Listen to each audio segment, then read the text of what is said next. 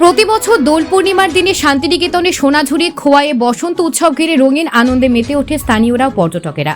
কিন্তু এবার সেই উৎসবের আনন্দে ভাটা পড়ল। বোলপুর বন দপ্তরের নিষেধাজ্ঞার কারণে এবছর সোনাঝুরি খোয়াই জঙ্গলে বসন্ত উৎসব আয়োজন করা হচ্ছে না। দোলের দিন পর্যটক ও স্থানীয়দের প্রবেশাধিকার থাকলেও রং খেলা সম্পূর্ণভাবে নিষিদ্ধ করা হয়েছে। উল্লেখ্য 2019 সাল থেকে বিশ্বভারতী কর্তৃপক্ষ শুধুমাত্র নিজেদের মধ্যে ঘরোয়াভাবে বসন্ত উৎসব পালন করে আসছে। সেখানে বহিরাগতদের প্রবেশে অনুমতি নেই। বন দপ্তরের দাবি, জঙ্গলের গাছপালার ক্ষতিরোধ ও অতিরিক্ত ভিড়ের কারণে জমি ও পরিবেশ রক্ষা করতে সিদ্ধান্ত। পর্যটকদের মন খারাপ হলে সোনাঝুরি হাটের ব্যবসায়ীরা বন দপ্তরের সিদ্ধান্তকে স্বাগত জানিয়েছেন। Bureau report, news prime Times. মন তো খারাপ লাগছে, কারণ যেহেতু প্রতি বছর এটা অনুষ্ঠিত হয়, বাঙালি এখানকার দোলটা নিয়ে প্রচন্ড এক্সাইটমেন্ট সবারই থাকে, কিন্তু নেই। তারা যখন কোনো ভালো কিছু ভেবে সিদ্ধান্ত নিয়েছে, কিছু করার তো নেই। খারাপ তো লাগছে ঠিকই। বিকল্প কিছু হলে কি আপনারা খুশি হবেন? অবশ্যই, অবশ্যই যদি অন্য কোথাও করা যায় নিশ্চয়ই খুশি হব।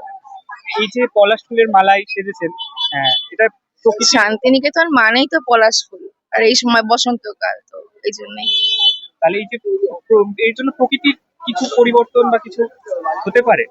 প্রকৃতির, দেখুন, প্রকৃতির ক্ষতি করে কখনোই কোনো কিছুটা করাটা উচিত নয়, সে যতই যাই হোক না কেন।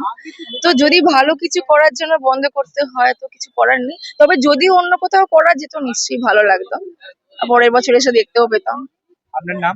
সায়ন্তনী নন্দী, কোথা থেকে এসেছেন? হাওড়া। ধন্যবাদ।